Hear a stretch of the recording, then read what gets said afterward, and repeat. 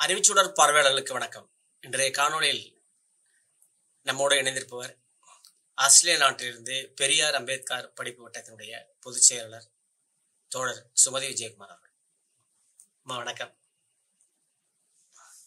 ரொம்ப மகிழ்ச்சிங்க உங்களோட உரையாடுவதில்.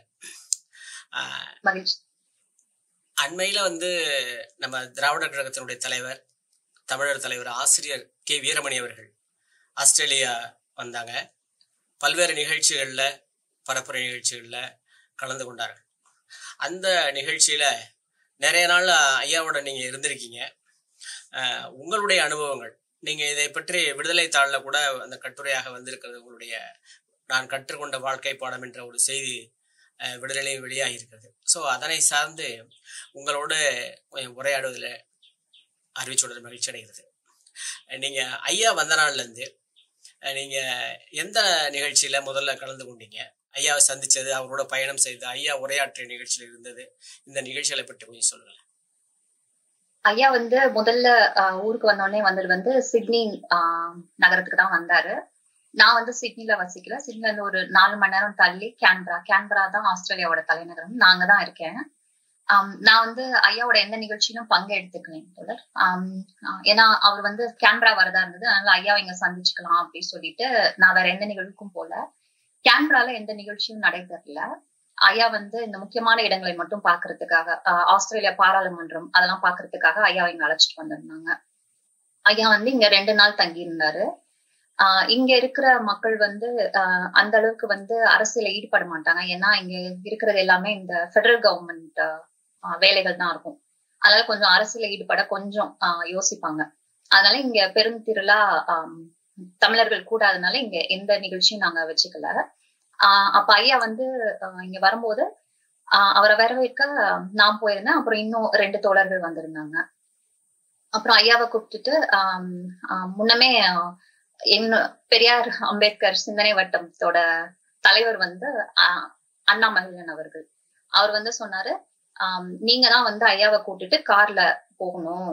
ஏன்னா ஐயா பெண்கள் கார் ஓட்டுறத ரொம்ப விரும்பாரு. அதனால நீங்க தான் கூட்டிட்டு போகணும் அப்படின்னு சொல்லியிருந்தாரு. அப்ப எனக்கு லைட்டா பயம் வந்துருச்சு ஐயா வச்சுட்டு ஓட்டுறதுக்கு. அந்த பயத்துல தான் நான் ஏர்போர்ட் போனதும் ஐயா வந்தாங்க. ஐயா நான் மேடைகளை பார்த்திருக்கேன். ஐயாவை நேர்லயும் ஒரு முறை சந்திச்சிருக்கேன். ஒரு முறை 2 முறை சந்திச்சிருக்கேன். 2 முறையுமே ஐயா கருப்பு சட்டை போட்டுதான் பார்த்திருக்கேன். ஒரு தரம் முதல் முறை பார்த்து திருச்சி பெரியார் மாளிகையில, அது ஒரு 8 வருடங்களுக்கு முன்னாடி இருக்கும். அதுக்கப்புறம் இன்னொரு தரம் பெரியார் திடல்ல ஒரு 2.5 வருடங்களுக்கு முன்னாடி ஒரு தரம் சந்திச்சோம் தொடர். அப்ப 2 தரமுமே கருப்பு சட்டை போட்டு அப்படியே பயங்கர கம்பீரமா இருந்தாரு. இங்க ஏர்போர்ட்ல வரும்போது ரொம்ப வித்தியாசமா இருந்தாரு. கருப்பு சட்டையை அணியாம தான் வந்திருந்தாரு. ரொம்ப வித்தியாசமா இருந்தாரு. ஒரு ஐயா சிட்னில பேசும்போது சொன்ன முதல் வார்த்தை நான் எங்க நண்பர்களை பார்க்க வரல, உறவினர்களை பார்க்க வந்த மாதிரி இருக்குன்னு தான் சொல்லி பேச ஆரம்பிச்சாரு. எனக்கு அவரை கேன்பரால பார்க்கும் போது எனக்கு அப்படிதான் இருந்தது. ஏதோ உறவினரை பாக்குற மாதிரி தான் எனக்கு இருந்தது. அதுக்கப்புறம் சரின்னு சொல்லிட்டு வரவேற்பெல்லாம் முடிஞ்சதுக்கு அப்புறம் ஐயா, நானு, அருள்மொழி அம்மா, நாங்க 3 பேரும் கார்ல உட்காந்துட்டோம். உட்காந்துட்டு கார்ல போனோம். அந்த பார்க்கிங்ல இருந்து வெளியில போகும்போது எனக்கு லைட்டா கை கால்லாம் நடுங்க ஆரம்பிச்சிச்சு, ஐயா பக்கத்துல உட்கார்ந்து இருக்கிறதுனால. அப்ப என்னாச்சுன்னா லெஃப்ட் எடுக்கணும். லெஃப்ட் எடுக்காம நான் கொஞ்சம் ஸ்ட்ரைட்டா போயிட்டேன். ஓகேங்களா, ஸ்ட்ரைட்டா போயிட்டு அப்புறமேட்டு ஓகே தப்பா வந்துட்டோம்னு சொல்லிட்டு ரிவர்ஸ் எடுத்து லெஃப்ட் வரும்போது இந்த நடைபாதை இருக்கும்ல, அதுல பின் டயர் லைட்டா ஏறி இறங்குச்சு. இறங்கினோடனே லைட்டா ஒரு ஜர்க் இருந்தது. அப்ப எனக்கு கொஞ்சம் கஷ்டமா இருந்தது. அதுக்கப்புறம் திரும்ப ரிவர்ஸ் முடிச்சுட்டு ஸ்ட்ரைட்டா டிரைவ் பண்ணும்போது திரும்ப அந்த நடைபாதை மாதிரி ஏறி திரும்ப டம்னு இறங்குச்சு. எனக்கு லைட்டா அழுகையே வந்துருச்சு. அப்ப அருள்மொழி அம்மா சொன்னாங்க, சுமதி பதட்டப்படாதீங்க, மெதுவா ஓட்டுங்க, ஒன்னும் அவசரம் இல்லை அப்படி சொன்னாங்க. அதுக்கப்புறமேட்டுதான் கொஞ்சம் தைரியம் வந்துச்சு. அதுக்கப்புறம் ஓட்டிட்டே போனேன். போற வழியில கேன்பரா மாநகரம் நீங்க எங்க சுத்தி பார்த்தாலும் நடுவுல இந்த ஆஸ்திரேலியா பாராளுமன்றம் இருக்கும். ஐயாவோட ரூம் அங்க ரொம்ப கிட்டக்குதான். அப்போ போற வழியில நான் காட்டினேன், இதுதாங்க ஆஸ்திரேலியா பாராளுமன்றம் அப்படி சொல்லி காட்டினேன். எனக்கு தெரிஞ்ச செய்தியை விடையும் ஐயாக்கு அதை பத்தி நிறையவே தெரிஞ்சிருந்தது. அவருக்கு தெரிஞ்ச செய்திகள்லாம் பகிர்ந்துகிட்டே வந்தாரு. அப்ப நான் சொல்லியிருந்தேன், ஒரு 2 வருடங்களுக்கு முன்னாடி மோடி ஆஸ்திரேலியா வந்திருந்தாரு. அப்ப நாங்க பெரியார் அம்பேத்கர் சிந்தனை வட்டமும் இன்னும் 2-3 இயக்கங்கள் சேர்ந்து ஆஸ்திரேலியா பாராளுமன்றத்துல இந்த பிபிசி டாக்குமெண்ட்ரி வந்ததுங்களா தோழர், இது குஜராத் படுகொலைகள் பத்தி, அத வெளியிட்டு அதை பத்தி பேசணும். அப்ப வந்து நான் ஐயா கிட்ட சொன்னேன், ஆஸ்திரேலியா பாராளுமன்றத்துல முதல் முறையா பெரியாரின் பெயர் ஒழிச்சதுன்னா அது எங்க இயக்கத்து மூலமா தான் அப்படி சொன்னா அவர் ரொம்ப மகிழ்ச்சி அடைஞ்சாரு. அதுக்கப்புறம் ரூமுக்கு போயிட்டோம். அதுல வந்து உங்களுடைய அமைப்பினுடைய பங்கு என்னவா இருந்தது? எங்களோட அமைப்புடைய பங்கு நாங்க தான் முன்னெடுத்தோம். சோ நாங்க முன்னாடி இங்க வந்து கிரீன்ஸ் பார்ட்டின்னு ஒரு அரசியல் அமைப்பு இருக்கு. அமைப்பு இல்ல, அரசியல் கட்சி இருக்கு. சோ அந்த எம்பி வந்து உரையாடினாரு. நாங்க அதுக்கப்புறம் வந்து இந்த அம்னஸ்டி இருக்குங்க தோழர், அதுல இருந்து ஒருத்தவங்க உரையாடினாங்க. அதுக்கப்புறம் இந்த சஞ்சீவ் தத்னு ஒருத்தர் இருக்காருங்க தோழர், இப்ப கூட அரெஸ்ட் ஆயிட்டு ஜெயில இருந்தாலும், அவரோட பொண்ணு, அவங்க உரையாடினாங்க. பெரியார் அம்பேத்கர் சிந்தனை வட்டம் சார்பா நான் உரையாடினேன். அந்த நிகழ்ச்சி வந்து ஒரு 2 மணி நேரம் போச்சுங்க தோழர். அது மிக சிறப்பா போச்சு. எங்க எதிர்ப்பை வந்து பதிவு செஞ்சிருந்தோம். அது வந்து அங்க வந்து விஷுவலா வந்துச்சா, செய்தித்தாள்ல வந்துச்சா? அது செய்தித்தாள்கள்ல வந்திருக்குங்க தோழர். விஷுவல் வீடியோ எடுத்தாங்க, ஆனா அது எங்கேயும் டெலிகாஸ்ட் ஆன மாதிரி தெரியல. ஆனா நிறைய பத்திரிகைகள்லாம் வந்து இருந்தது. அதோட இம்பாக்ட் வந்து உங்களுக்கு எதுவும் தெரிய வாய்ப்பு இருந்துச்சா? அதோட இம்பாக்ட் வந்து எங்களுடைய பெயர் வந்து இங்க கொஞ்சம் பிரபலமடைய ஆரம்பிச்சது. சோ நாங்க அங்க பேசும்போது அது வந்து ஒரு வீக் டேங்க தோழர். சோ இங்கெல்லாம் எப்படின்னா, ஒரு பனி நாள்னா ஒரு 5 மணி 6 மணிக்கு மேல நீங்க ரோட்ல காரே அவ்வளவா பார்க்க முடியாது. எல்லாரும் வீட்டுக்குள்ள போய் அடைஞ்சிருவாங்க. பிளஸ் வந்து அந்த டைம் வந்து வின்டர் வேற, அதனால கேட்கவே வேணாம், எல்லாம் வீட்டுக்கு போயிடுவாங்க. ஆனா வந்து நாங்க எதிர்பார்த்ததை விட ஒரு 60-70 மக்கள் அங்க வந்து கூடியிருந்தாங்க. முழு பேச்சையும் கேட்டாங்க. கேட்டு முடிச்சுட்டு நிறைய பேர் வந்து எங்கள்கிட்ட அவங்களோட அனுபவங்கள் இல்ல அவங்களோட கேள்விகளையும் பகிர்ந்துக்கிட்டாங்க. அப்பனா ஒரு சிறப்பான நிகழ்ச்சியா இருந்திருக்குன்னு சொல்லலாம். ஆமா. ஓகே, அடுத்து இந்த கார் பயணத்துக்கு அடுத்தாப்புல எங்க போனீங்க? அது முடிச்சுட்டு நாங்க ரூமுக்கு போனோடனே ரூமுக்கு இல்ல, அங்க ஹோட்டல் போயாச்சு. முன்னாடி நிறுத்திட்டு நான் சொன்னேன், ஐயா நீங்க இறங்கிக்கோங்க, ரிசப்ஷன்ல உட்காருங்க, நான் போய் காரை நிறுத்திட்டு வந்துடுறேன்னு. அப்ப ஐயா இருந்துட்டு திரும்ப சொன்னாரு, ஒன்னும் அவசரம் இல்ல, மெதுவா எங்க நிறுத்தணுமோ பார்த்து நிறுத்திட்டு வாங்க, நாங்க வெயிட் பண்றோம் அப்படின்னு சொன்னாரு. அப்புறம் ஐயாவும் அம்மாவும் இறங்கினதுக்கு அப்புறம் நான் போய் காரை நிறுத்திட்டு வந்தேன். வந்ததுக்கு அப்புறம் ரூமுக்கு போனோம். ஐயா வந்து பிளைட்ல வந்ததுனால ஐயா கொஞ்ச நேரம் ஓய்வு எடுக்கணும்னு சொல்லிட்டு அவங்கள விட்டுட்டு நான் வீட்டுக்கு வந்துட்டேன். அன்னைக்கு இரவு வந்து ஐயா எங்க வீட்டுக்கு வந்து உணவு அருந்துற மாதிரி பிளான். அதனால அவரை விட்டுட்டு நான் வீட்டுக்கு வந்து கொஞ்சம் வேலை பார்த்துட்டு அதுக்கப்புறமேட்டு சாயங்காலம் போனோம். சாயங்காலம் போயிட்டு சும்மா ஒரு டிரைவ் மாதிரி போலாம் அப்படின்னு தான் யோசிச்சு வச்சிருந்தோம். அதுக்குள்ள ஐயாவுக்கு கொஞ்சம் பணியும் இருந்தது. அதுக்கு முன்னாடி ஐயாவை பார்க்கும்போது சரி அவருக்கு ஏதாவது அன்பளிப்பு கொடுக்கணும்னு சொல்லிட்டு ஒரு நூல் கொடுத்திருந்தேன். அது ஐயா வச்சிருந்தாரு. அதுக்கப்புறம் சாயங்காலம் நான் வீட்டுக்கு கூட்டு வரதுக்காக போனேன். ஐயாக்கு பணி முடிச்சுட்டு ஓய்வு எடுக்கிறதுக்கு கொஞ்சம் நேரம் ஆயிடுச்சு. அதனால வந்துட்டு சரி டிரைவ் போக முடியாது, நேரா வீட்டுக்கே வந்துடலாம் அப்படின்னு சொல்லிட்டு பேசிட்டு இருந்தோம். அப்ப வந்து சொன்னாரு, நீங்க கொடுத்த நூலை வந்து நான் படிச்சேன் கொஞ்சம் பக்கம். அது வந்து இந்த சன்னி மைண்ட் செட்ல எழுதுனதுமா அப்படின்னு எனக்கு ஒரே ஆச்சரியம். ஏன்னா நான் கொடுத்த 2 மணி நேரம் 3 மணி நேரம் தான் ஆச்சு. அந்த இதுல ஓய்வு எடுத்துட்டு இருக்காருன்னு நான் நினைச்சேன். ஆனா அந்த ஓய்வுங்கிறது வந்து நூல் படிக்கிறது தான் ஓய்வு போல இருக்கு அப்படின்னு எனக்கு அப்பதான் தோணுச்சு. படிச்சிருக்காங்க ஐயா. ஆமா, ஓய்வுங்கிறது அவருக்கு அதான் போல இருக்கு, நூல் படிக்கிறது தான் ஓய்வு போல இருக்கு. அதை படிச்சு சொன்னோடனே எனக்கு ஒரு மாதிரி ஆச்சரியம் பிளஸ் கொஞ்சம் சங்கடமா போயிடுச்சு. ஐயோ இப்படி ஒரு நூலை போய் ஏன்னா அந்த நூல் நான் படிச்சது இல்ல. தலைப்பு பார்த்துட்டு சரி நல்லா இருக்குன்னு சொல்லிட்டு கொடுத்தேன். அது வந்து இப்படி ஒரு நூல் கொடுத்துட்டோமே அப்படின்னு எனக்கு ஒரு மாதிரி கொஞ்சம் சங்கடமா போச்சு. அதுக்கப்புறமேட்டு வீட்டுக்கு வந்தாரு. வீட்டுக்கு வந்தோடனே நீங்க பார்த்தா தெரியும், நீங்க ஒரு புக் ஷெல்ஃப் இருக்கு பாருங்க. வந்த உடனே அங்கதான் போனாரு. போயிங்க சும்மா எல்லாம் பாக்கல, என்னென்ன நூல் வச்சிருக்கேன் அப்படின்னு சொல்லிட்டு ஒவ்வொன்னா பாத்துட்டு அது வந்து இவரு நேத்து சுந்தர வடிவேலு ஐயாவோட நினைவாலைகள் இருக்கு, அதை காட்டி அருள்மொழி அம்மா கிட்ட இங்க பாருங்க இந்த நூல்ல இருந்துதான் நான் சொன்னேன் அப்படி சொல்லி காட்டிட்டு இருந்தாரு. அதுக்கப்புறம் அப்புறம் RSS நூராணி அவர் எழுதின RSS பற்றிய நூல் அது பார்த்தாரு. பார்த்துட்டு அதுக்கப்புறம் உட்காந்து கொஞ்ச நேரம் பேசிட்டு இருந்தோம். அதுக்கப்புறம் உணவா இருந்தாரு. அதுக்கப்புறம் அன்னைக்கு ரூம் கொண்டு போய் விட்டுட்டாங்க சொல்லி அதுக்கப்புறம் அன்னைக்கு ஓய்வு எடுத்தாரு இரவு. அதான் அன்னைக்கு உங்க வீட்டுக்கு வந்தது ஒரு பெரிய வாய்ப்பு உங்களுக்கு இல்லையா? எனக்கு ரொம்ப சந்தோஷம். அவர் கிளம்பி போனதுக்கு அப்புறம் ஒரு 2 நாள் ஐயா இங்கதான் உட்கார்ந்தாரு, ஐயா இங்கதான் உட்கார்ந்து சாப்பிட்டாரு அப்படின்னு ஓடிட்டே இருந்தது. ரொம்ப மகிழ்ச்சி அவர் வந்தது.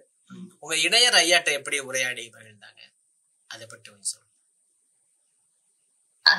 அவ்வளோ பெரிய இயக்கத்தோட தலைவர் வந்து அவ்வளோ சிம்பிளா இருப்பாருன்னு நாங்க எதிர்பார்க்கல. ரொம்ப ரொம்ப அந்யோன்யமா ஒரு ஒரு பந்தா இல்லாம நான் பெரிய ஆளு அப்படிங்கிற ஒரு இது இல்லாம ரொம்ப இயல்பா பழகுனாரு. அரசியல் பத்தி ரொம்ப நாங்க பேசல. பொதுவா பேசணும். ஆனா அந்த ஊடால எப்படி அரசியல் பேசணும் அப்படிங்கறது வந்து ஐயா கிட்டதான் கத்துக்கணும். அப்படியே பேசும்போது லைட்டா அப்படி சொல்றது அரசியல் பத்தி அந்த மாதிரி பேசிட்டு இருந்தாங்க. என்னோட இணையர் வந்து அரசியல் சார்ந்தவர் கிடையாது. ஆனா வந்து கொஞ்ச நேரத்துல அவருமே ஓரளவுக்கு அரசியல் கத்துக்கிட்டாரு. எப்படி அரசியல் வேலை பண்ணுது அப்படின்னு, நம்ம எப்படி அரசியலை பார்க்கணும் அப்படின்னு ஓரளவுக்கு கத்துக்கிட்டாரு போல. சிறப்பு சிறப்புங்க. ஏன்னா நேரா பார்த்து கத்துக்கிறது ஒரு பெரிய வாய்ப்பு தாங்க. அடுத்து இருந்தீங்க ஆசிரியர்கிட்ட வேற என்ன கத்துக்கிட்டீங்க? அன்னைக்கு வந்து அவ்வளவு. அதுக்கப்புறம் ஐயா விட்டுட்டு நாங்க வீட்டுக்கு வந்துட்டோம். அடுத்த நாள் வந்துட்டு காலையில வந்து ஆஸ்திரேலிய பாராளுமன்றம் போலாம் அப்படி சொல்லி யோசிச்சு வச்சுட்டு போனோம். அப்ப வந்து எனக்கு வந்து கிளம்புறதுக்கு ஒரு 20 நிமிஷத்துக்கு முன்னாடி சொல்லுங்க. அப்ப எங்க வீட்டுல இருந்து அங்க போறதுக்கு ஒரு 20 நிமிஷம் ஆகும் போல சொல்லியிருந்தேன். அப்ப அண்ணாமகிழன் வந்து ஒரு 20 நிமிஷத்துக்கு முன்னாடி போன் பண்ணி இப்ப கிளம்பி வாங்கம்மா சரியா இருக்கும் அப்படின்னாரு. அப்புறம் நான் போனேன். அப்ப வந்து சொன்னாங்க ஐயா வந்து கிளம்பிட்டு இருக்காரு அப்படின்னாரு. சரி அப்படி சொல்லிட்டு நான் உட்காந்து அருள்மொழி தோழர் கூட பேசிட்டு இருந்தோம். ஒரு 10 நிமிஷம் மேக்சிமம் ஒரு 15 நிமிஷம் ஆயிருக்கும். அப்ப வந்து ஐயா வந்தாரு. வந்த உடனே நான் இருக்கிறது அவருக்கு தெரியல. அப்புறம் கதை தந்துட்டு சாப்பிட கீழே ஹோட்டல்ல சாப்பிட போனோம். அப்ப வந்து என்ன பார்த்த உடனே இப்படி கை கூப்பி வாங்க அப்படின்னாரு. நானும் வணக்கம் சொன்னேன். அப்ப வந்துட்டு சாரி அப்படின்னாரு. ரொம்ப நேரம் காக்க வச்சுட்டேன் நான். அப்படின் எனக்கு அவர் சாரி கேட்டுட்டே அவ்வளோ திரும்ப சங்கடமா போச்சு. இவ்வளவு பெரிய ஆள் வந்து சாரி கேட்கிறேன். அப்ப நான் சொன்னேன் இல்லைங்க இப்பதான் வந்தேன். உனக்கு வேலை எல்லாம் ஒண்ணும் இல்ல, நான் அம்மா கிட்டதான் பேசினேன், ஒண்ணும் பிரச்சனை இல்லை அப்படின்னா ரொம்ப நேரம் காக்க வச்சுட்டேன் அப்படின்னு சொல்லிட்டு திரும்ப சொன்னாரு. அதுக்கப்புறம் கீழே போய் உணவு இருந்தோம். அருள்மொழி அம்மா தான் ஒவ்வொன்றும் கேட்டு ஐயாக்கு வந்து இது சாப்பிடுறீங்களா அப்படின்னு சொல்லி கேட்டு கொஞ்சம் முட்டை சாப்பிடுங்க புரோட்டீன் இருக்கும் அப்படி சொல்லி, அப்புறம் கொஞ்சம் ட்ரை ஃப்ரூட்ஸ் கொடுத்து இது கொஞ்சம் சாப்பிடுங்க உடம்புக்கு நல்லதுன்னு சொல்லி அம்மா தான் பாத்துக்கிட்டாங்க. அதுக்கப்புறம் சாப்பிட்டுட்டு நாங்க கார்ல ஏறி இதுக்கு போயிட்டோங்க தோழர். ஆஸ்திரேலியா பாராளுமன்றம் போயிட்டோம். அங்க வந்து போனோடனே அங்க டூர்னு சொல்லுவாங்க. அது என்ன அப்படின்னா நம்ம புக் பண்ணிட்டோம்னா நம்ம பேர் கொடுத்துட்டோம்னா ஒரு 20 நிமிஷத்துக்கு அங்க இருக்கிற கைடு மாதிரி ஒருத்தர் வந்து ஓரளவுக்கு சுத்தி காட்டுவாரு. அது வந்து நாங்க இருக்கான்னு அந்த டைம்ல இருக்கான்னு கேட்டோம். இன்னும் ஒரு 10 நிமிஷத்துல ஆரம்பிக்க போகுது அப்படின்னு சொன்னாங்க. யாரு பேருன்னு சொல்லி அந்த ரெஜிஸ்டர் எழுதணும். அதுக்கு வந்து நானும் அண்ணா மகிழன் ஐயாவும் போய் நாங்க பேர் கொடுத்தோம். ஐயாவும் அம்மாவும் உட்கார்ந்து இருந்தாங்க ஒரு இடத்துல. அப்ப போய் நாங்க பேர் கொடுக்குற இடத்துல இருந்தவர் வந்து ஒரு இலங்கை தமிழர், ஈழத்தமிழர். நாங்க பேசி பார்த்துட்டு தமிழ்னு தெரிஞ்சுட்டு அப்புறம் அவர் வந்து எங்களை பத்தி கேட்டுட்டு இருந்தாரு, என்ன விஷயமா வந்திருக்கீங்க. அப்ப மகிழன் ஐயா சொன்னாரு திராவிடர் கழகம் இவரு தலைவர் வீரமணி தெரியுமா அப்படின்னு கேட்டோன்னே நல்லா தெரியுமே அப்படின்னாரு. அவர் வந்து என்னது அப்படின்னு சொல்லிட்டு அவர் எந்திரிச்சிட்டாரு. நான் வந்து அவரை பாக்குறேன் அப்படின்னு சொல்லிட்டு அவர் வந்து ஐயாவை பார்த்துட்டு அவருக்கு அவ்வளவு மகிழ்ச்சி, அவரை சந்திச்சதுல ஐயாக்கு ரொம்ப மகிழ்ச்சி. அப்ப வந்து இவர் சொல்றாரு, ஈழத்தமிழர் வந்து சொல்றாரு ஐயா கிட்ட, திராவிடர் இயக்கம் வந்து எங்களுக்காக எவ்வளவு பண்ணுச்சு அப்படிங்கறது எனக்கு தெரியும் அப்படின்னு சொல்றாரு. அப்ப வந்து ஐயாக்கு வந்து ஐயா ரொம்ப நெகிழ்ந்துட்டாரு. அவர் சொன்னாரு, நான் ஆஸ்திரேலியாவுக்கு வந்ததோட பயனையே அனுபவிச்ச மாதிரி இருக்கு, உங்களை சந்திச்சுல அவ்வளவு மகிழ்ச்சி அப்படின்னு சொல்லி ஆமா உரையாடினாங்க. அதுக்கப்புறமேட்டு அவரு அந்த ஈழத்தமிழர் வந்துட்டு என்னோட நம்பர் வாங்கிட்டு அதுக்கப்புறம் என்ன ஆஸ்திரேலியா என்ன பண்ண போறான்னு கேட்டாங்க. அவரை சந்திச்சதுக்கு அப்புறம் ஒரே ஒரு நிகழ்வு மட்டும் மெல்பர்ன்ல ஒரு ஈவென்ட் இருந்ததுங்க தோழர். அப்ப வந்து நான் அவர்கிட்ட சொன்னேன், இந்த மாதிரி இன்னும் ஒரு ஈவென்ட் இருக்குன்னு, அதுக்கு வந்து ஆன்லைன் லிங்க் இருந்தா கொடுங்க, நான் அவசியம் பாக்கணும் அப்படின்னாரு. நான் அனுப்பிச்சு வைக்கிறேன்னு சொன்னேன். அதுக்கப்புறம் நம்பர் பகிர்ந்துட்டு அப்புறம் அந்த ஈவென்ட் இருக்கும்போது நான் அனுப்பிச்சு வச்சிருந்தேன். அவர் பார்த்தாரு. இருந்தாலும் எதிர்பாராத இடத்துல ஒரு இலங்கை தமிழர் திராவிட இயக்கத்தினுடைய பணி, அவருடைய பங்களிப்பை அவர் வியந்து பாராட்டியது நிறைய பேர் தெரிந்து கொள்ள வேண்டிய ஒரு செய்தியாக இருக்கிறது இந்த சமயத்துல. அடுத்து பாராளுமன்றத்தை பார்த்த போது ஐயாவுடைய அந்த உரையாடல் எப்படி இருந்தது? அப்ப வந்து இந்த டூருக்காக சொல்லியிருந்தேன். அது வந்து ஆரம்பிக்கிறதுக்கு முன்னாடி ஐயாக்கு வந்து இது சேர் ஒண்ணு அரேஞ்ச் பண்ணிருந்தோம், வீல் சேர். ஆனா ஐயா ரொம்ப தூரம் நடக்க முடியாது, அது கொஞ்சம் பெருசா இருக்கும், அதனால வந்து ஐயா அதுல அமர்ந்துக்கிட்டாரு.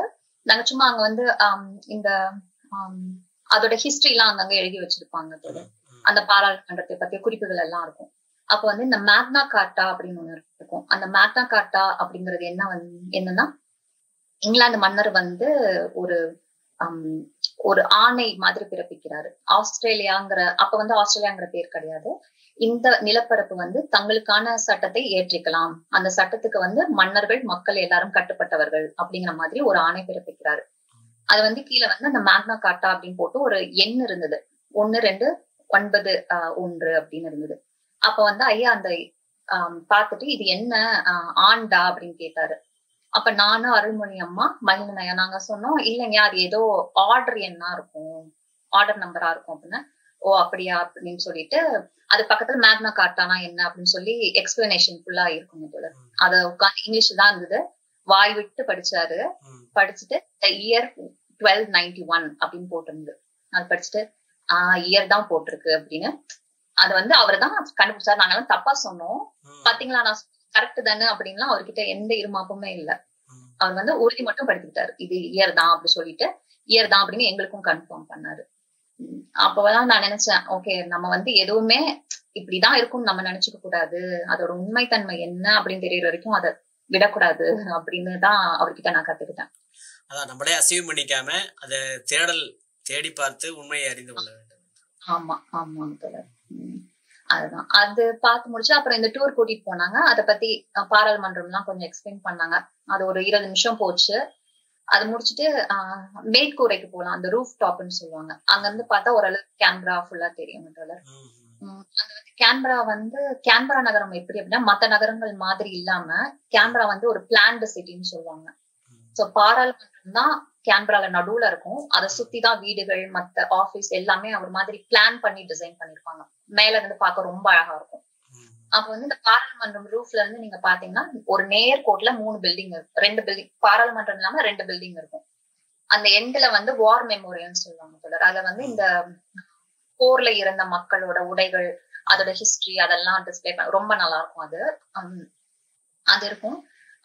அந்த வார் மெமோரியலுக்கும் இந்த பாராளுமன்றத்துக்கும் நடுவுல வந்து ஒரு வெள்ளை கலர் பில்டிங் இருக்கும். அது வந்து ஓல்ட் பார்லிமெண்ட் சொல்லுவாங்க, பழைய பாராளுமன்ற கட்டடம்.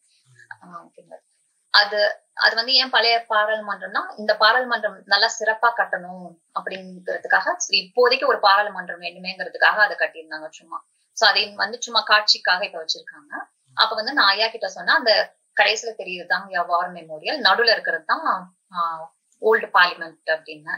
ஓ சரி சரி அப்படின்னு சொல்லிட்டு அப்புறம் சுத்தி பார்த்துட்டு கீழே போனோம்னு அது வரைக்கும் உட்கார்ந்துட்டு இருந்த ஐயா வந்துட்டு அதுக்கு முன்னாடியே சொன்னாரு, இந்த மேக்னா கார்ட்டாவோட காப்பி கிடைச்சா எனக்கு வேணும் அப்படின்னாரு.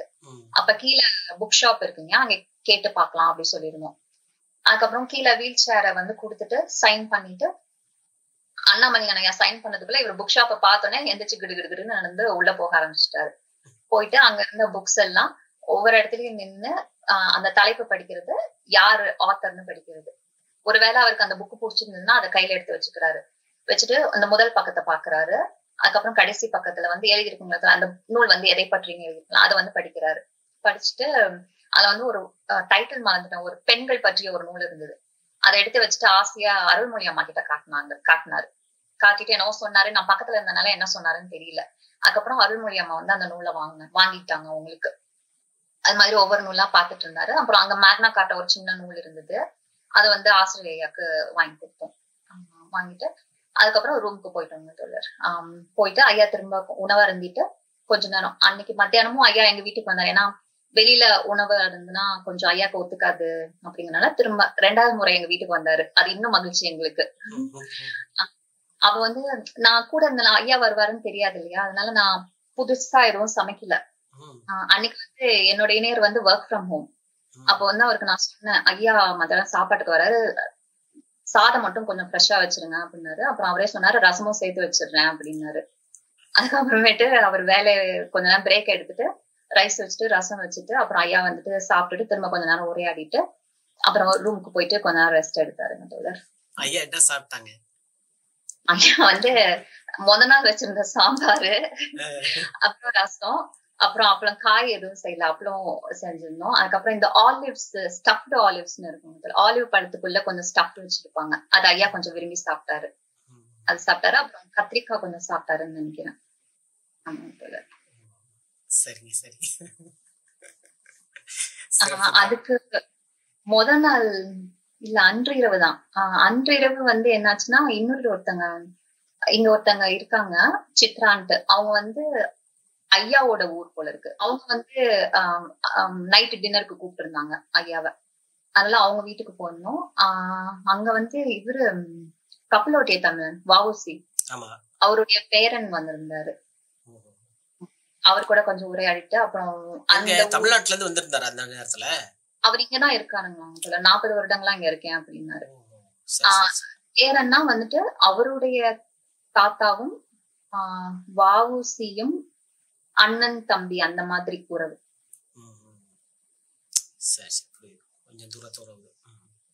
ஆமா. சோ அவங்க கூட எல்லாம் உரையாடிட்டு அப்புறம் இரவு கொண்டு போயிட்டு ஐயா விட்டேன். அப்ப வந்து மணி ஒரு 9:30 10 மணி இருக்கும். நாங்க 4 பேர் தான் போயிருந்தோம். நானு, ஐயா, அப்புறம் அண்ணாமங்கலன் ஐயா அவங்க, அப்புறம் அருள்மொழி அம்மா. போயிட்டு நான் அவங்களை கொண்டு போய் விட்டுட்டு பின்னாடி கொஞ்சம் அவங்க வீட்டுல வந்து கொஞ்சம் நினைவு பரிசுகள் எல்லாம் கொடுத்திருந்தாங்க. அதனால காரை நிறுத்திட்டு நான் இறங்கி அந்த நினைவு பரிசு எல்லாம் எடுத்து அம்மாட்ட கொடுத்த உடனே அப்புறம் ஐயா இருந்துட்டு அவ்வளவு லேட் ஆனனாலயா என்னன்னு தெரியல, ஐயா வந்துட்டு இப்படி என் கையை கேட்டாரு. கேட்ட உடனே அப்பதான் முதல் முறையா ஐயா வந்து தொடுறேன். அப்ப தொட்ட உடனே எனக்கு வந்து நான் சொன்னேன் ஐயா கிட்ட, பெரியார தொட்ட கைகள் அப்படின்னு. அவருக்கு அப்படியே ஒரு மாதிரி ஆயிடுச்சு. அதுக்கப்புறமேட்டு கொஞ்ச நேரம் கை பிடிச்சிட்டு ரொம்ப நன்றிமா அப்படின்னாரு. போயிருவீங்களா, பத்திரமா போயிருவீங்களா? அதெல்லாம் ஒண்ணும் பிரச்சனை இல்லைங்க, போயிருங்க அப்படின்னு. அதுக்கப்புறம் ஐயா போயிட்டு அன்னைக்கு தூங்கிட்டாருங்க. அதுக்கப்புறம் நான் வீட்டுக்கு வந்துட்டேன். அடுத்த நாள் வந்து ஐயா ஊருக்கு கிளம்புறாரு. அதுக்கு நடுவுல வந்துட்டு இவங்க சித்ரா வீட்டுக்கு போறதுக்கு முன்னாடி இதுக்கு போயிடணும், நான் நேஷனல் லைப்ரரி ஆஃப் ஆஸ்திரேலியா, அது வந்து தேசிய நூலகம். அதுக்கு வந்து ஐயா அவசியம் போகணும் அப்படின்னாரு. அங்க வந்து பலதரப்பட்ட நூல்கள் இருக்குங்க. அங்க வந்து எங்களுக்கு என்ன சொன்னாங்கன்னா, அங்க இருக்கக்கூடிய நூல்கள் எல்லாம் அடுக்கி வச்சாங்கன்னா 300 கிலோமீட்டருக்கு இருக்கும் நீளம். அவ்வளவு நூல் இருக்கும்னு. அந்த நூல்கள் வந்து எங்க பாதுகாக்கப்படுது அப்படிங்கிற போட்டோவை வந்து அங்க ரிசப்ஷன் இருக்கிற ஒரு பொண்ணு இருந்தாங்க. அவங்க வந்து அந்த போட்டோஸ் பாத்தியா எவ்வளவு உயரத்துல இருக்கு அப்படின்னு சொல்லி காரணம். இங்கதான் வந்து நூல்கள்லாம் இப்படிதான் அடுக்கி வச்சிருக்கு. நீ ஏதாவது நம்ம வந்து இப்ப எனக்கு ஏதாவது ஒரு நூல் படிக்கணும் அப்படின்னா நான் முன்னமே ரெஜிஸ்டர் பண்ணிடணும், எனக்கு வந்து இந்த நூல் வேணும் அப்படின்னு சொல்லிட்டாங்கன்னா அது 1 மாத காலத்துக்கு அவங்க எடுத்து வச்சிருப்பாங்க. நான் எப்ப வேணா போய் கேட்டாலும் அவங்க கொடுப்பாங்க. ஆனா அதை வீட்டுக்கு எல்லாம் எடுத்துட்டு வரக்கூடாது, முடியாது. அங்கேயே உட்காந்து ரீடிங் ரூம் நல்ல வசதியா இருக்கும், பெரிய இடம் இருக்கும், அங்கேயே உட்காந்து படிச்சுட்டு வரணும். ஆமாங்க தோழர், ஆமா.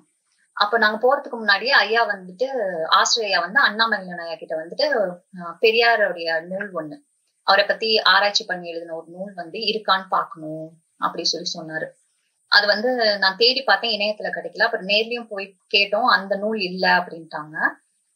வேறு 2 நூல்கள் இருந்தது. அதுல வந்து ஒரு நூல் வந்து திரும்ப ஒரு ஃபாரின் லேடி எழுதினாங்க. அது வந்து ஆஸ்திரேலியா படிச்சிருப்பாரு போல இருக்கு. அவர் சொன்னாரு, இந்த நூல் வந்து அந்த அம்மா சரியா ஆராய்ச்சி பண்ணாம எழுதின நூல், இதுக்கும் பெரியாருக்கும் சம்மந்தமே இல்லாத மாதிரி எழுதியிருப்பாங்க அப்படின்னு சொல்லி சொன்னாரு.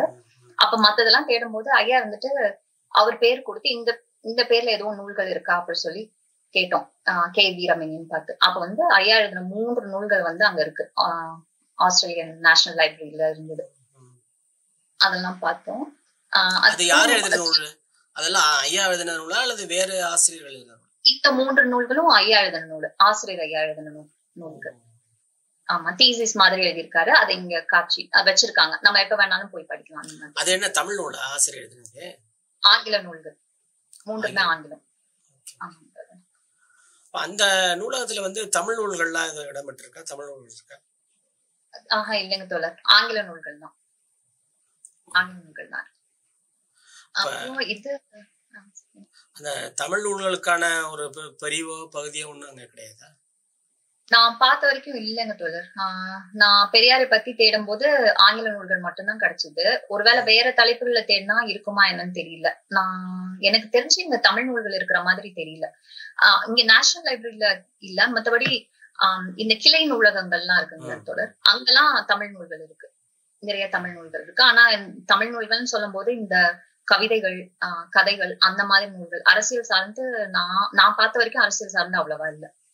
இந்த மாதிரி நூல்கள் இருக்கும் கிளை நூல்கள்ல. நேஷனல் லைப்ரரியில தமிழ் நூல் நான் பார்த்தது இல்லைங்க. அங்க வந்து சில நூல்கள் வந்து காட்சிக்கு வச்சிருந்தாங்க. திரும்ப அங்க வந்து ஒரு சின்ன நோட் புக்கும் பென்சிலும், நிறைய நோட் புக்ஸ் பென்சில் இருக்கும்.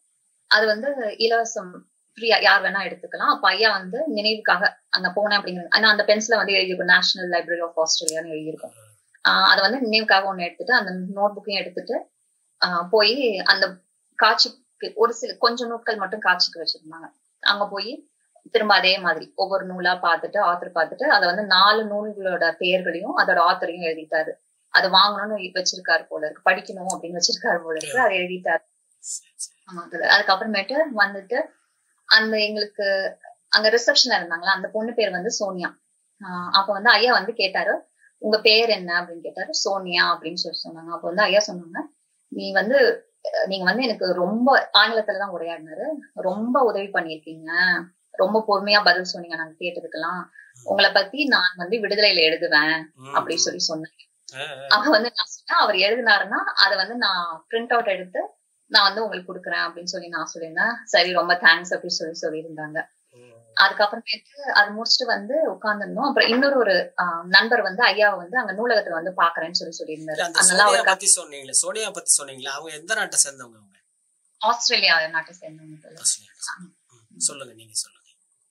அப்ப வந்து இன்னொருத்தர் வந்து அவர் ஐயா வந்து அங்க நூலகத்துல வந்து பாக்குறேன்னு சொல்லியிருந்தாரு.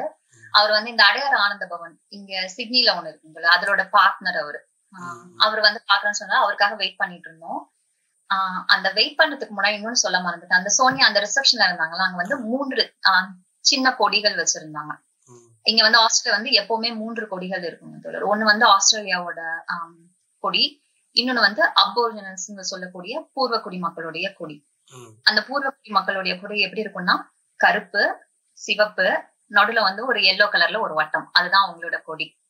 அப்போ அதுக்கு பக்கத்துல இன்னொன்னு ஒண்ணு இருக்கும், அது வந்து டோரஸ் ஐலாண்டர் கொடின்னு சொல்லுவாங்க. அவங்க யாருன்னா அவங்களும் பழங்குடியை சேர்ந்த மக்கள் தான்.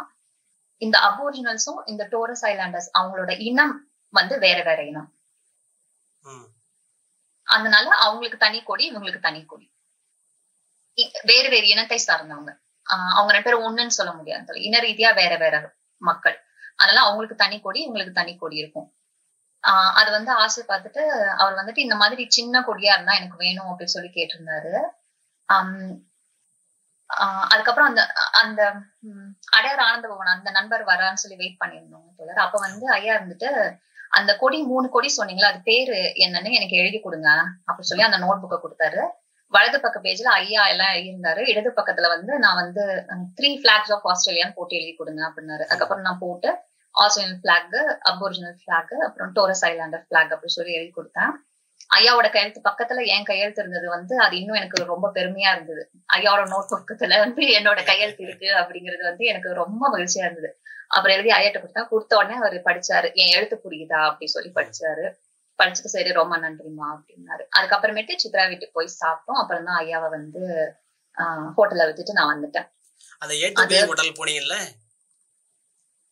அங்க வந்து இங்க நான் இருக்கிற ஊர்ல A to B இல்லைங்க, சிட்னில இருக்கு.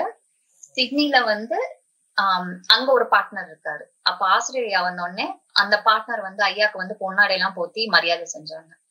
இப்ப வந்து கான்பரால வந்து பாத்தாங்கன்னு சொன்னீங்கல்ல, A to B இருந்து பொறுப்பாளர் வர்றாங்கல்ல, அவங்க வந்து அதனுடைய நிறுவனம் இல்லையாங்க? இங்க இல்லைங்க. சிட்னில இருக்கு, மெல்பர்ன்ல இருக்கு, கேன்பரால இல்ல. அப்புறம் எப்படி கேன்பராவில் அவர் எப்படி இருக்காரு அந்த பொறுப்பாளர்? அவர் இங்க வேற பணி செஞ்சுட்டு இருக்காரு. வாரத்துக்கு ஒருக்க சிட்னி இல்லனா மெல்பர்ன் போவாரு போல இருக்கு. 2 வாரத்துக்கு ஒருக்க மெல்பர்ன் போவாருன்னு சொன்னாரு. சிட்னிக்கு அப்பப்போ, சிட்னி பக்கத்துல இருக்கிறதுனால அப்பப்போ போவாரு. மெல்பர்ன் வந்து கொஞ்சம் தூரம். அவர் நிறுவனம் அங்க இருக்கு சிட்னில, ஆனா அவங்க இருக்கிறது கான்பராவில் இருக்காரா? ஆமா. அவர் பேருங்க? அவர் பேரு அண்ணாமலை அருணாச்சலம். அண்ணாமலை அருணாச்சலம். சரி சரி சரி. ஆமா. அப்புறம் அங்க சித்ரா வீட்டுல இருந்து அடுத்த நாள் வந்து ஆஸ்திரேலியா வந்து மெல்பர்ன் கிளம்பணும். அப்ப வந்து ஹோட்டல் போயிட்டு இருக்கும்போது போய் சேர்ந்துட்டோம், கிட்டத்தட்ட போய் சேர்ந்துட்டோம். அப்ப வந்து ஆஸ்திரேலியா வந்து அண்ணாமலையில நிறைய கிட்ட கேக்குறாரு, நாளைக்கு ஏர்போர்ட்டுக்கு யாரு வர்றாங்க அப்படின்னு சொல்லி கேட்டாரு. நான் சொன்னேன், நான் தாங்க வரேன் அப்படின்னு சொன்னோடனே ஐயா என்னம்மா நீங்க 2 நாளா ஏற்கனவே வேலையை எடுத்துட்டு என் கூடவே இருக்கீங்க, நாளைக்கும் வரேன்னு சொல்றீங்க அப்படின்னாரு. அதெல்லாம் இல்லைங்க, உங்களுக்காக தான் நான் லீவ் எல்லாம் போட்டிருக்கேன், எனக்கு எந்த பிரச்சனையும் இல்ல, உங்களுக்கு கொண்டு போய் விட்டுட்டு நான் அதுக்கப்புறம் லாகின் பண்ணுவேன், ஒன்னும் பிரச்சனை இல்லை அப்படின்னா சரி அப்படி சொன்னாரு. அதுக்கப்புறம் தான் அடுத்த வந்துட்டு பிளைட் வந்து ஃபர்ஸ்ட் 10 மணிக்கு இருந்தது. அதுக்கப்புறம் கொஞ்சம் டிலே ஆயிடுச்சு, ஒரு 1/2 மணி நேரம் டிலே ஆயிடுச்சு, 10:30 மணிக்கு. அப்போ நாங்க இங்க இருந்து ஒரு 9 மணிக்கு கிளம்பி வீட்டுல இருந்து போனோம். 9:30 எல்லாம் போயிட்டோம். அதுக்கப்புறம் 2 கார்ல போயிருந்தோம், ஒரு கார் பத்தாதுன்ட்டு நானும் என்னோட இணையரும் தான் போயிருந்தோம் 2 கார்ல. லக்கேஜ் எல்லாம் 2 காரையும் மாத்தி மாத்தி வச்சிருந்தோம். வச்சுட்டு அப்புறம் ஏர்போர்ட் போயாச்சு. இறக்கி விட்டுட்டு என்னோட இணையர் வந்து கார் எடுத்துட்டு வந்துட்டாரு. நான் மட்டும் அங்க ஐயா கிளம்புற வரைக்கும் இருக்கலாம் அப்படின்னு சொல்லிட்டு அவர் வந்துட்டாரு. அப்போ பையெல்லாம் வெயிட் போட்டுட்டு இருந்தோம் ஏர்போர்ட்ல. அப்பதான் மகிழ்நன் ஐயா வந்துட்டு கண்டுபிடிச்சாரு, இந்த எங்களோட பெரியார் அம்பேத்கர் சிந்தனை வட்டமோட பேனர் மெல்பர்னுக்கு கொண்டு போகணும். அந்த பேனர் வந்து என்னோட இணையர் கார்ல மாட்டிக்கிச்சு. அவர் கிளம்புனதுக்கு அப்புறம் தான் நாங்க கவனிச்சோன்னா அப்புறம் வந்து நான் உடனே போன் பண்ணி கேட்டேன் இந்த மாதிரி இருக்கா அப்படின்ட்டு. ஆமா பிங்க் சீட்ல இருக்கு, ஏதோ ஒண்ணு ரோல் மாதிரி பேசுறது, அது வேணும் எங்களுக்கு அப்படின்னு. அவர் சொன்னார், நான் பாதி தூரத்துக்கு மேல வந்துட்டேன், நான் காரை நம்ம ஒரு மாதிரி சட்டுலாம் திருப்பிட முடியும், அந்த எக்ஸிட் பார்த்து சுத்தி தான் வரணும் தொடர். அப்ப வந்து சொன்னார், நாங்க காரை திருப்பிட்டு வரத்துக்குள்ளயுமே பிளைட்டே கிளம்பிரும், வேஸ்ட் அப்படின்னாரு. அப்ப வந்து நான் அது கேட்டுட்டு நான் மணியன் நாயர்கிட்ட சொல்லிட்டு இருக்கேன், ஐயா அவர் பாதி தூரத்துக்கு மேல போயிட்டானா திரும்பி வரதுக்குள்ள பிளைட் கிளம்பிரும் அப்படின்னு நான் சொல்லி முடிக்கிறதுக்குள்ள ஆசிரியர் ஐயா சொல்றாரு, அதான் அந்த A to B காரர் வந்து மெல்பர்ன் வரேன்னு சொன்னாரு நாளைக்கு, அவர்கிட்ட கொடுத்துட்டா போச்சு அப்படின்னு. எங்களுக்கு அது தோணவே இல்லை. அப்பதான் நியூஸே வருது. சொன்ன உடனே அவருக்கு எப்படி அது தோணுச்சு பாருங்க. எனக்கு அப்பயும் ரொம்ப ஆச்சரியமா இருந்தது, எப்படி அது தோணுச்சுன்னு. அதுக்கப்புறமேட்டு சரி அப்படின்னு சொல்லிட்டு அவங்க எல்லாம் வெயிட் போட்டுட்டு இருந்தாங்க. அப்ப வந்து நான் சொன்னேன், வாங்க நம்ம போய் கொஞ்ச நேரம் உட்காரலாம் அப்படின்ட்டு. அப்போ நாங்க 2 பேரும் உட்கார்ந்துட்டு இருந்தோம். நான் ஐயா கூட நிறைய புகைப்படங்கள் எடுத்துக்கிட்டேன், ஆனா வந்து செல்ஃபி எடுக்கல. எனக்கு வந்து ஐயா கிட்ட செல்ஃபி எடுக்கணும்னு சொல்லிட்டு அப்ப நான் சொன்னேன், ஐயா உங்க கூட ஒரு செல்ஃபி எடுத்துக்கிட்டோம்னா எடுத்துக்காங்கம்மா அப்படின்னாரு. அதுக்கப்புறம் நான் செல்ஃபி எடுத்துட்டு அப்புறம் நான் ஐயா கிட்ட வந்து இந்தெல்லாம் கேட்டு வைக்கணும், கேள்விகள் கேட்கணும் நான் முன்னமே யோசிச்சு எல்லாம் வைக்கல. ஏன்னா எனக்கு ஐயா கிட்ட நான் பேசுறதே நடுக்கமா இருந்தது அவர் வரத்துக்கு முன்னாடி. அப்ப வந்து பக்கத்துல நான் கேட்டேன், இந்த மாதிரி ஐயா நீங்க இயக்கத்துல சின்ன வயசுல இருந்து இருக்கீங்கல்ல, அப்ப வந்து உங்க குடும்பத்துல இருக்கிறவங்க எல்லாம் கூட இருக்கிறதுக்கான வாய்ப்பு உங்களுக்கு ரொம்ப குறைவா இருந்திருக்கும்ல அப்படின்னு. அப்ப வந்து ஐயா சொன்னாரு, ஆமா என்னோட இணையர் தான் வந்துட்டு எங்க வீட்டுலதான், இணையர்னு சொல்ல எங்க வீட்டுலதான் எல்லாமே பாத்துக்கிட்டாங்க, குழந்தைங்க படிப்புல இருந்து வளர்றது எல்லாமே அவங்கதான் பாத்துக்கிட்டாங்க அப்படின்னு சொல்லிட்டு. அப்ப வந்து அவங்களோட இணையரோட அம்மா அப்பா அவங்க வந்து முதல் சுயமரியாதை திருமணம் பண்ணிக்கிட்டவங்க. அந்த கதையை வந்து சொன்னாரு. அந்த கதை எனக்கு ஏற்கனவே தெரியும், இருந்தாலும் ஐயா வாயில இருந்து கேட்கறது வந்து எத்தனை பேருக்கு அந்த வாய்ப்பு கிடைச்சிருக்குன்னு தெரியல. எனக்காக அந்த கதையை வந்து சொன்னார். அது இன்னொரு இன்ட்ரெஸ்டிங் என்னன்னா, கொஞ்சம் சொல்லிட்டு இருந்தாரு. அப்ப வந்து என்ன ஆயிடுச்சுன்னா, அங்க வெயிட் போட்டு முடிச்சுட்டாங்க, செக்யூரிட்டி செக் போகணும், அதனால வாங்க அப்படின்னு கூப்பிட்டாங்க. இப்ப சரின்னு சொல்லிட்டு போயிட்டு செக்யூரிட்டி செக் முடிச்சுட்டு நடக்கும்போது எந்த இடத்துல விட்டாரோ அந்த இடத்துல இருந்து திரும்ப அந்த கதையை சொல்லிட்டே வந்தாரு. சொல்லிட்டே வரும்போது அதுக்குள்ள நடுவுல வேற யாரோ வந்து பேசிட்டாங்க, திரும்ப நின்றுச்சு. அப்ப வந்து அங்க திரும்ப பிளைட் இன்னும் ஒரு 1/2 மணி நேரம் டிலே ஆயிடுச்சு, 11 மணிக்கு தான் அப்படின்ட்டாங்க. சரி 11 மணிக்கு தான் வாய்ப்பா போச்சு தொடர்ந்து பேச. ஆமா அவ வந்து அங்க ஒரு புக் ஷாப் இருந்தது, அதுக்குள்ள நுழைஞ்சிட்டாரு. நான் வந்து சரி இவர் ஐயா கொடி கேட்டாரு இருந்தாரு இல்லையா, அது வந்து இங்க என்னன்னா இந்த ஊர்ல வந்து ஆமாங்க 5 மணிக்கு எல்லா கடையும் மூடிடுவாங்க. அப்ப வந்து ஐயா அந்த கொடி வேணும்னு கேட்டபோது மணி 6, அப்ப வந்து எல்லா கடையும் மூடி இருக்கும், என்னால வாங்க முடியாது. அடுத்த நாள் காலையில கடைகள் எல்லாம் 9 மணிக்கு தான் திறக்கும். அது என்னால போய் அப்போ வாங்க முடியாதுங்க, அதனால வந்துட்டு வாங்க முடியல என்னால. சரி ஏர்போர்ட்ல எங்கேயாச்சும் இருக்குமான்னு சொல்லிட்டு அங்க இருக்கிற ஒரு கடைக்குள்ள போய் நான் கேட்டுட்டு இருந்தேன், இருக்கா அப்படின்னு. இல்ல ஆஸ்திரேலியன் கொடி தான் இருக்கு, மத்த 2 கொடி இல்ல அப்படின்னு சொல்லிட்டு இருந்தாங்க. அது பக்கத்துல புக் ஷாப் இருந்தது, அதுக்குள்ள ஐயா நுழைஞ்சிட்டாரு. அதுக்கப்புறம் நானும் போயிட்டு ஐயா பக்கத்துல நின்றுட்டு இருந்தேன். ஐயா வந்து ஒவ்வொரு நூலா பாத்துட்டு இருந்தாங்க. அதுக்குள்ள அருள்மொழி அம்மாவும் மயில் நாயாவும் என்னமோ சொன்னாங்கன்னு சொல்லிட்டு நான் அவங்கள்ட்ட பேசிட்டு இருந்தேன். பேசிட்டு ஐயா கிட்ட வரதுக்குள்ள ஐயா வந்து ஒரு புக் வச்சிருந்தாரு. இந்த புக் வாங்கிக்கலாமா அப்படின்னாரு. சரிங்கய்யா அப்படின்னு சொல்லி நான் பார்த்தேன். அப்ப சொன்னாரு, இந்த புக் வந்து மேல இருந்தது, எனக்கு எட்டல. பக்கத்துல வந்து 2 பெண்கள் இருந்தாங்க, அவங்க வந்து ஆஸ்திரேலியன்ஸ். நான் உங்ககிட்ட கேட்டேன், I can't reach the book, can you please good you please get me அப்படின்னு சொல்லி கேட்டேன். அதுக்கப்புறம் அவங்க எடுத்து கொடுத்தாங்க அப்படின்னாரு. சரிங்கய்யா அப்படின்னு சொல்லி, இருங்கய்யா நான் போய் பணம் கட்டிட்டு வந்தேன்னு சொல்லிட்டு அந்த பணம் கட்டுறதுக்காக போனேன். அப்ப அந்த பில் போடுற பொண்ணு வந்து அந்த நூல் பார்த்துட்டு, இது வந்து ரொம்ப நல்ல நூல், நிறைய பேர் இது வாங்குவாங்க, இது வந்து ஒரு சீரீஸ் மாதிரி, இதுல 4 புக்கோ 5 புக்கோ இருக்கு, நான் படிச்சது இல்ல ஆனா சொல்லி கேட்டிருக்கேன், இந்த ஒரு புக்கு நீ படிச்சுன்னா மீதி 3 புக்கையும் நீ வாங்கி படிச்சிருவ, அவ்வளவு நல்லா இருக்கும் சொல்லுவாங்க அப்படின்னா. ஓ சரி சரின்னு சொல்லிட்டு அப்ப நான் ஐயா கிட்ட வந்து சொன்னேன், ஐயா இப்படி சொன்னாங்க, இது ரொம்ப நல்ல புக்குன்னு சொன்னாங்க, இந்த புக்கை நான் எப்படி செலக்ட் பண்ணேன்னு தெரியுமா உங்களுக்கு அப்படின்னு கேட்டாரு. சொல்லுங்க அப்படின்னா. அப்ப வந்து இந்த புக்கோட ஆத்தர் வந்து ஒரு ஜப்பானிய பெயர் இருந்தது. இந்த பேர் பாருங்க, ஜப்பானிய பெயர். பொதுவாவே ஜப்பானிய மொழியில இருந்து மொழிபெயர்க்கப்படுற நூல்கள் எல்லாமே எப்பவுமே நல்லா இருக்கும். அதுவும் இல்லாம இது வந்து எப்போ பப்ளிஷ் ஆயிருக்கு பாருங்க, அது வந்து 2006 2016. அது வந்து இப்ப வந்து 2025 அது வந்து பெஸ்ட் செல்லர் அந்த இடத்துல வச்சிருந்தாங்க. இவ்வளவு ஆண்டுகள் ஆகியும் பெஸ்ட் செல்லருங்கிற இடத்துல இருக்குன்னா அப்ப நிச்சயமா இது ரொம்ப நல்ல நூலா தான் இருக்கும் அப்படின்னாரு. சரிங்க அப்படின்னு சொல்லிட்டு புக் வாங்கிட்டு வந்து ஒரு இடத்துல உட்கார்ந்ததும் ஐயா இருந்துட்டு விட்ட இடத்துல இருந்து திரும்ப அந்த சுயமரியாதை திருமணம் கதைய சொல்லி முடிச்சுட்டாரு. முடிச்சதுக்கு அப்புறம் அருள்மொழி அம்மா பக்கத்துல இருந்தாங்க, நாங்க 2 பேர் பேசிட்டு இருந்தோம். பார்த்து அது இன்னும் ஒரு 10-15 நிமிஷம் ஆயிருக்கும். அப்புறம் ஐயா கிட்ட திரும்பினா அதுக்குள்ள 4 பக்கத்தை புரட்டினா படிச்சுட்டாரு 4 பக்கம். நான் சொன்னேன், என்ன அதுக்குள்ள 4 பக்கம் படிச்சிட்டீங்க அப்படின்னா சிரிச்சாரு. சிரிச்சுட்டு அதுக்கப்புறம் ஃபிளைட் வந்ததுங்கய்யா. அதுக்கப்புறம் கிளம்பும் போது எனக்கு ரொம்ப கஷ்டமா இருந்தது. என்னோட தாத்தாவை பிரியிற மாதிரி எனக்கு ஒரு மாதிரி ரொம்ப கஷ்டமா இருந்தது. அது பிறகு ஒரு 2 நாளைக்கு அந்த எஃபெக்ட் இருந்தது. ஐயா ஞாபகமா இருந்தது. இப்ப நீங்க ஐயாவோட நிகழ்ச்சிகள்ல எதுவும் கலந்துக்கிட்டீங்களா? இல்ல, எனக்கு அந்த வாய்ப்பு நான் அமைச்சுக்கல. ஐயா இங்க கேன்பரா வரனால எனக்கு இங்க வேற பணிகள் இருந்ததுனால வேற எங்கேயும் போக முடியல. 3 இடத்துல நிகழ்ச்சிகள் பண்ணாரு ஐயா. சிட்னில இப்பதான் முதல் நிகழ்ச்சி பண்ணாரு. அதுதான் எங்க ஊர் கிட்ட இருந்து கிட்ட ஒரு 4 மணி நேரம் கார்ல போனா 4 மணி நேரம்.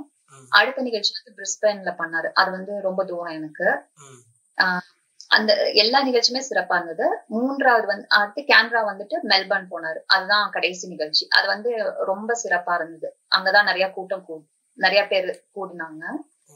3 நிகழ்ச்சியுமே ரொம்ப சிறப்பா இருந்தது. ஆனா நான் லைவ்ல பாத்துக்கிட்டேன் எல்லாமே. சரி சரி. ஐயா ஆஸ்திரேலியா சுற்றுப்பயணம் மேற்கொண்டு தந்தை பெரியாருடைய கருத்துக்களை உலகமெங்கும் பரப்புவோம், பெரியாரை உலகமயமாக்குவோம் என்றபடி பல்வேறு நாடுகள்ல இன்றைக்கு போய் ஐயா பிரச்சாரம் செய்யறாங்க. இந்த வகையில ஆஸ்திரேலியாவுக்கு நிர்ணய திட்டம் பெரிய அளவுக்கு இது பயனடைந்திருக்கிறது தான் சொல்ல வேண்டும். இதை சார்ந்த தமிழ் மக்கள் ஐயாவை நேரில் சந்திப்பார்கள் ஒரு பெரிய வாய்ப்பு இருக்கும். இதனுடைய ஃபீட்பேக் எதுவும் உங்களுக்கு கிடைச்சதா? நீங்க எதுவும் நினைக்கிறீங்க? இந்த பெரியார் அம்பேத்கர் சிந்தனை வட்டம் ஒரு 5-6 ஆண்டுகளாக இயங்குது. ஆனா இந்த 6 ஆண்டுகள் எப்படி இயங்குச்சுன்னா, முதல்ல நாங்க வெறும் ஒரு வாட்ஸ்அப் குரூப்பா தான் வச்சிருந்தோம். 3 தோழர்கள், பிரிஸ்பேன்ல இருக்கிற 3 தோழர்கள் தான் இதை ஆரம்பிச்சாங்க. அவங்க சொன்னது என்ன அப்படின்னா, இந்த குழுக்கு ஒரு பேர் வைக்கணும் அப்படி சொல்லி நினைக்கும் போது, பெரியாருங்கிற பேரை வச்சா மக்கள் வருவாங்களா வரமாட்டாங்களா, பேசாம பெரியார்னு வைக்காம ஒரு பொதுவான பெயர் வைக்கலாமா அப்படின்னு டிஸ்கஸ் பண்ணிருக்காங்க. அதுக்கப்புறமேட்டு இல்ல பெரியார்னு வைப்போம், வர்றவங்க வரட்டும் வராதவங்க வேண்டாம் அப்படி சொல்லிதான் அந்த பெயர் வச்சாங்க. இந்த பேரை தேர்ந்தெடுங்க, பெரியார் அம்பேத்கர் ஆசிரியர் வட்டம். இதை நாங்க லீகலா ரெஜிஸ்டர் பண்ணி இப்போ ஓராண்டுதான் தொடராகுது. அப்ப இந்த குழுல இணையறவங்க ரொம்ப கம்மி. இந்த மாதிரி தேடி தேடி இணையறவங்க தான் இருப்பாங்க. ஏன்னா இங்க நம்ம ஊர்ல என்ன பாலிடிக்ஸ் இருக்கோ அதேதான் இங்கேயும். பிஜேபி RSS சார்ந்தவங்க இருக்காங்க. அப்போ இந்த இயக்கங்கள்லாம் இந்த தமிழ்ச்சங்கம் இயக்கங்கள்லாம் நிறைய இருக்குங்க தோழர். அங்க என்ன பாத்தீங்கன்னா, இப்போ நம்ம மாதிரி ஒரு இடதுசாரி சிந்தனை அல்லது பொது உடைமை சிந்தனை கொண்ட தோழர்கள் நண்பர்கள் இன்னும் சொல்லிக்கலாம், அவங்க ஆரம்பிப்பாங்க. ஆரம்பிச்சு கொஞ்ச நாள்ல என்ன ஆகும்னா, இந்த வலதுசாரி சிந்தனை கொண்ட மக்கள் எல்லாம் அங்க போயிட்டு இடதுசாரி சிந்தனை கொண்ட பொது உடைமை சிந்தனை கொண்டவங்களெல்லாம் அந்த மேல் இதுல இருந்து அந்த கமிட்டில இருந்து அவங்களெல்லாம் விலக்கிட்டு இவங்க போய் தலைவரா உட்காந்துட்டு இந்த பிற்போக்குத்தனமான சிந்தனைகள் அதெல்லாம் பரப்புவாங்க. அந்த மாதிரி நிறைய குழுக்கள் நிறைய அவங்க ஆக்கிரமிச்சுட்டாங்க.